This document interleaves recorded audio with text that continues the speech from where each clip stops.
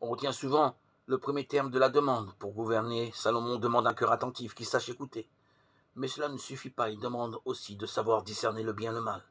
L'expression fait écho au récit du chapitre 3 de la Genèse. L'homme et la femme ont acquis la connaissance du bien et du mal, du bon et du mauvais. Sont-ils pour autant discernés, choisir le bien, discerner le bien et le mal? C'est regarder le monde et les hommes comme Dieu lui-même les regarde, à son image. Or, le regard de Dieu n'est depuis le commencement qu'appel à la vie et bénédiction.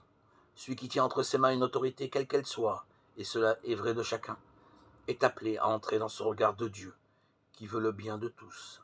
1 Roi 3,9.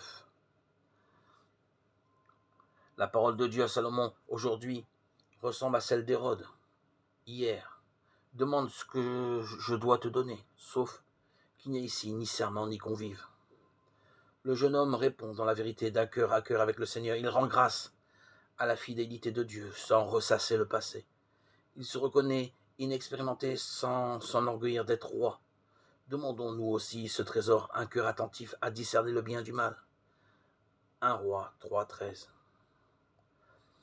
Sois sans crainte, désormais ce sont des hommes que tu prendras. Luc 5,10. Ce que je suis, je le suis par la grâce de Dieu. L'apôtre Paul l'assure, la grâce de Dieu n'est pas vaine. Comme Pierre, nous pouvons avancer au large, sans peur. Jésus nous embarque avec lui, il nous fait traverser le monde. Il fait de nous les témoins de la grande aventure de l'Évangile. Qui enverrai-je demande le Seigneur. Me voici, envoie-moi. Pouvons-nous lui répondre?